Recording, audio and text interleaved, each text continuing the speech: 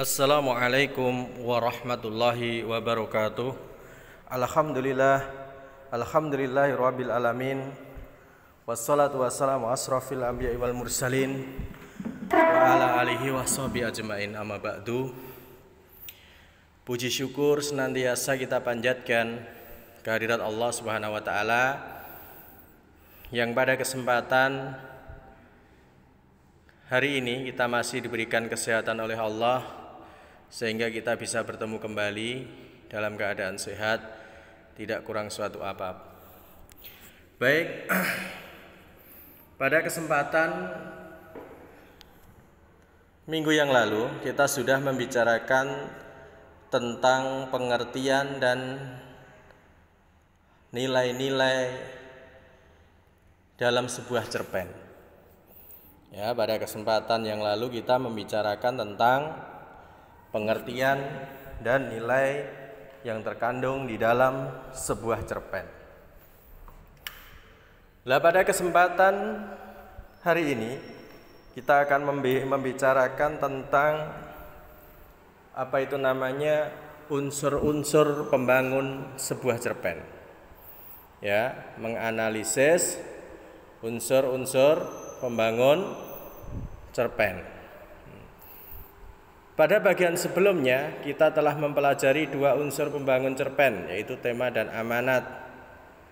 Ya, tema dan amanat sebagai wadah nilai dalam cerpen merupakan bagian dari unsur intrinsik. Ini Pak Eko ambil dari buku ya, sekedar mengambil apa yang ada di dalam buku, bahwasanya unsur pembangun di dalam sebuah cerpen itu secara garis besar ada dua, yaitu unsur pembangun dari dalam, yaitu unsur intrinsik, dan ada unsur yang membangun dari luar, yaitu unsur ekstrinsik. Nah, di sini disebutkan unsur intrinsik adalah unsur yang membangun cerpen dari dalam. Ada pula yang disebut unsur ekstrinsik, yaitu unsur yang membangun cerpen dari luar karya itu sendiri. Dulu insya Allah di kelas 10 juga sudah Pak Eko sampaikan mengenai apa itu unsur intrinsik dan apa itu unsur ekstrinsik. Baik, pada kesempatan pagi hari ini kita akan fokus membahas unsur yang pertama, yaitu unsur intrinsik. Unsur intrinsik di dalam sebuah cerita pendek yang pertama adalah tema. Seperti yang telah kita pelajari sebelumnya, tema antara satu cerpen dengan cerpen lain mungkin saja sama. Tema tentang kasih sayang misalnya, mungkin Anda pun telah membaca puluhan atau bahkan ratusan cerpen yang bertema ini.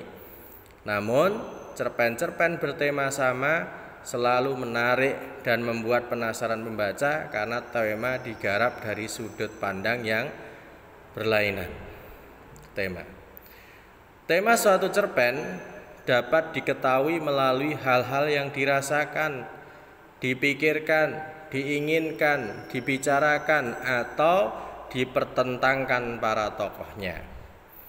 Jadi melalui paragraf 2 ini kita bisa mengetahui bahwa untuk mengetahui keberadaan tema di dalam sebuah cerpen, kita bisa mengetahui melalui perasaan kita, pikiran kita, apa yang diinginkan, dibicarakan atau dipertentangkan oleh para tokoh dalam cerpen tersebut, yang itu adalah bersumber dari pemahaman kita. Keberadaan tema kemudian diperkuat pula oleh keberadaan latar dan peran-peran para tokohnya. Nah, itu ya. Jadi disebutkan bahwasanya tema, cara mengetahuinya seperti itu.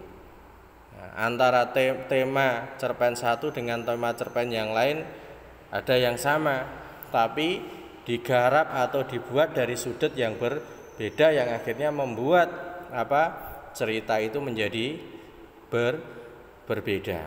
Nah, jadi seperti itu. Tema sendiri insya Allah sudah kalian pahami. Yang namanya tema itu adalah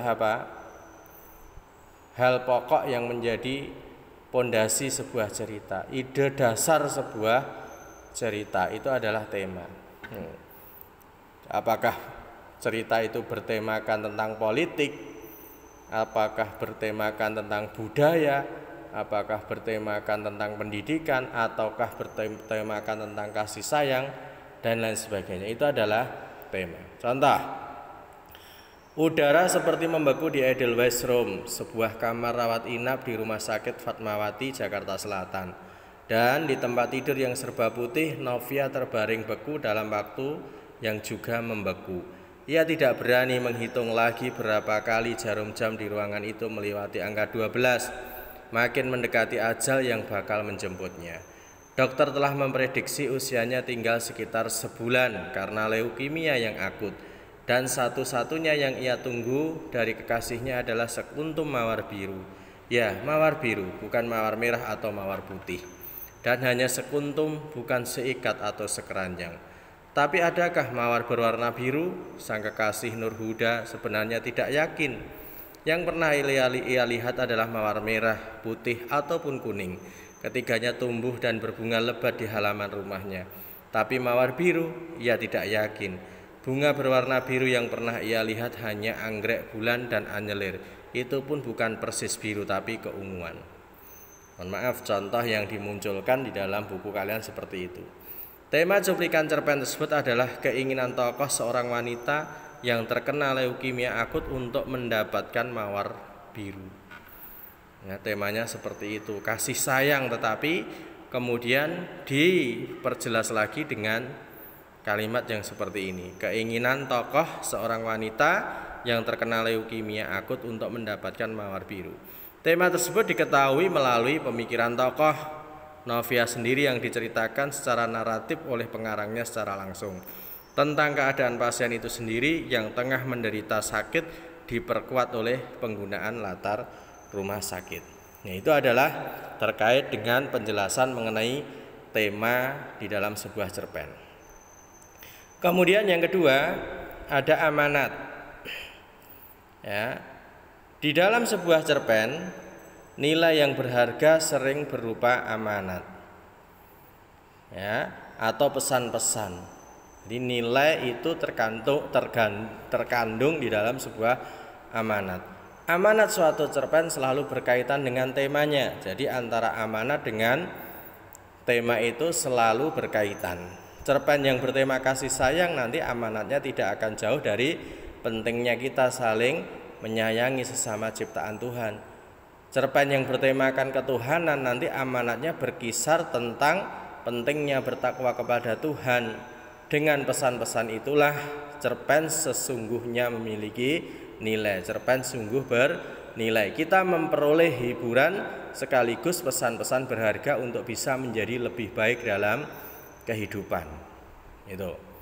Jadi amanat dulu ketika kita belajar tentang amanat, bapak guru kalian di SD, di SMP mungkin apa yang dimaksud dengan amanat? Nah, kalian biasanya menjawab bahwasanya amanat itu adalah pesan moral yang hendak disampaikan oleh penulis kepada pembacanya. Yang perlu ditekankan di situ apa? Pesan moral, pesan kebaikan yang hendak disampaikan si penulis karya, si penulis cerita kepada pembacanya. Baik, semuanya jadi pucat pasi, tak berani berkata apa-apa lagi. Taulah mereka sekarang apa jalan yang diridhoi Allah di dunia. Tetapi Haji Soleh ingin juga kepastian apakah yang dikerjakan di dunia ini salah atau benar. Tetapi ia tak berani bertanya kepada Tuhan, ia bertanya saja pada malaikat yang menggiring mereka itu. Salahkah menurut pendapatmu kalau kami menyembah Tuhan di dunia? Tanya Haji Soleh. Tidak, kesalahan engkau karena engkau terlalu mementingkan dirimu sendiri. Kau takut masuk neraka karena itu kau taat bersembahyang. Tapi engkau melupakan kehidupan kaummu sendiri, melupakan kehidupan anak istrimu sendiri, hingga mereka itu kocar-kacir selamanya. Itulah kesalahan yang terbesar, terlalu egoistis. Padahal engkau di dunia berkaum, bersaudara semuanya, tapi engkau tak memedulikan mereka sedikit pun. Dari dialog para tokohnya dapat diketahui bahwa cuplikan tersebut bertema tentang tata cara menyembah Tuhan yang benar. Berkaitan dengan tema tersebut dapat diketahui bahwa amanat cuplikan tersebut adalah hendaknya menyembah Tuhan secara benar, yakni tidak mementingkan keselamatan sendiri agar selamat dari neraka, harus pula ia memperdulikan sesama. Ya, memedulikan ya, bukan memperdulikan. Berasal dari kata peduli, ya, memedulikan sesama. Ya. Tema cara menyembah Tuhan yang benar, kemudian amanatnya tidak hanya mementingkan keselamatan diri dari ancaman api neraka, tetapi kita juga harus memperhatikan kepentingan sesama. Jadi Pak Eko koreksi sedikit, amanat itu harus ada ajakan-ajakan, atau di situ ada kalimat persuasifnya, ada ajakan, ada hal yang memang kita itu diperintahkan untuk apa gitu loh. Hendaknya, janganlah, ya, semoga lah itu loh. Bukan tidak hanya mementingkan keselamatan diri dari ancaman api neraka, tetapi juga harus, ya, ini perlu diperbaiki, ya. Misalnya hendaknya kita tidak hanya ditambahi apa kata, hendaknya kita tidak hanya mementingkan, itu menjadi kalimat amanat. Kalau kalimatnya masih seperti ini nanti termasuk dalam kategori kalimat nilai, bukan sebuah amanat, karena amanat adalah pesan moral. Pesan di situ harus ada kalimat persuasifnya, kalimat ajakannya, seperti itu. Baik, itu ya amanat ya, pesan moral yang hendak disampaikan oleh si penulis kepada pembaca. Antara tema dengan amanat itu harus saling ada keterkaitan. Baik, yang pertama tadi tema, yang kedua amanat, yang ketiga alur dan plot. Alur merupakan jalan cerita yang membangun sebuah cerita, sebuah cerpen. Ya, alur jalan cerita, rangkaian peristiwa yang membangun sebuah cerpen. Bentuk pergerakannya bisa berupa narasi atau penceritaan langsung oleh pengarang, penggambaran tokoh dan latar, dialog ataupun aksi atau laku tokoh. Di samping itu dikenal pula istilah plot. Alur dan plot sering disamakan dalam penggunaannya, namun ada pula yang menyatakan bahwa kedua istilah itu memiliki pengertian yang berbeda. Ya, perbedaannya di mana? Kalian bisa melihat contohnya. Ya, kalau alur itu rangkaian cerita yang bersifat kronologis, dibangun oleh urutan waktu, mungkin juga dibentuk oleh urutan keruangan atau spasial. Berdasarkan hal itu kemudian dikenal dengan adanya alur progresif atau alur maju. Dalam hal ini cerita bergerak runtut dari awal hingga akhir cerita, dari peristiwa A, B, C dan seterusnya. Ada pula cerita yang bergerak dari akhir cerita menuju awal, istilahnya adalah flashback atau alur sorot balik. Jadi alur itu rangkaian cerita, jalan cerita yang dibangun berdasarkan urutan waktu maupun urutan ruang, sehingga memunculkan jenis alur progresif atau alur maju dan alur mundur atau regresif atau flashback. Contoh, pagi-pagi Andra sudah siap dengan perbekalannya. Aneka makanan ringan sudah dimasukkannya ke tas besar. Begitu merasa segalanya sudah lengkap, bergegas ia menuju ruang tengah untuk sarapan. Peristiwa 1 menyiapkan perbekalan. Masuk ke peristiwa 2 menuju ruang tengah. Masuk ke peristiwa 3 sarapan. Ini adalah contoh jalan cerita, rangkaian cerita yang bersifat alur, ya, jenis alur. Kemudian yang kedua ada plot, rangkaian cerita yang mengandung unsur sebab akibat atau kausalitas. Jadi kalau alur tadi rangkaian cerita yang dibangun berdasarkan urutan ruang dan waktu atau kronologis, sedangkan plot ini, ya, dibangun atas dasar hubungan kausalitas atau sebab akibat. Plot inilah yang di dalamnya terkandung konflik yang satu mengakibatnya timbulnya konflik yang lain. Kehadiran konflik itulah menjadi penyebab bergeraknya suatu cerita tanpa ada Tanpa ada konflik, suatu cerita akan menjadi hambar. Sebaliknya, adanya konflik membuat suatu cerita menjadi menarik dan menimbulkan rasa penasaran pembacanya. Gitu. Adapun konflik terbagi atas beberapa macam. Ada konflik batin, ya, bentuk pertentangan dalam diri seseorang karena dihadapkan pada dua pilihan atau lebih. Itu adalah konflik batin, ya. Konflik atau pertentangan yang muncul dari dalam diri seseorang itu sendiri. Sedangkan konflik sosial berbentuk pertentangan di antara dua tokoh atau lebih di dalam memperebutkan sesuatu. Contohnya percekcokan dua tetangga karena perbedaan batas halaman rumah dan lain sebagainya. Itu anak-anak Pak Eko bahas terlebih dahulu. Ada 3 unsur intrinsik di dalam sebuah cerpen. Nanti sisanya Pak Eko lanjutkan pada pertemuan yang selanjutnya. Pada pertemuan hari ini cukuplah kita membahas 3 ini saja. Di antaranya tadi ada tema, ya, ide pokok, ide yang mendasari sebuah cerita. Tema harus berkaitan dengan amanat.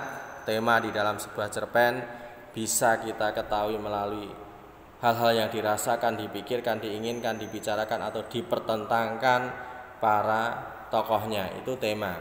Kemudian yang kedua tadi sudah amanat, pesan moral yang hendak disampaikan oleh penulis kepada pembaca. Amanat itu harus berkaitan juga dengan tema seperti itu. Kemudian yang terakhir, yang ketiga, ada alur dan plot, yang mana keduanya ini sebenarnya berbeda, hanya saja perbedaannya pada unsur pembangunnya, ya. Kalau alur ini dibangun berdasarkan urutan ruang maupun urutan waktu, bersifat kronologis berdasarkan urutan ruang maupun waktu. Sedangkan kalau plot ini rangkaian cerita jalan peristiwa yang disusun berdasarkan hubungan sebab akibat atau hubungan kausalitas. Itu yang bisa Pak Eko sampaikan untuk pertemuan kita pada kesempatan ini. Mudah-mudahan yang sedikit tadi bisa bermanfaat untuk kalian dan tidak membosankan, ya, sehingga kalian tetap bisa belajar dengan baik. Silahkan bisa mempelajari sendiri apa yang ada di dalam buku. Kurang lebihnya Pak Eko mohon maaf. Bila taufiq wal hidayah. Assalamualaikum warahmatullahi wabarakatuh.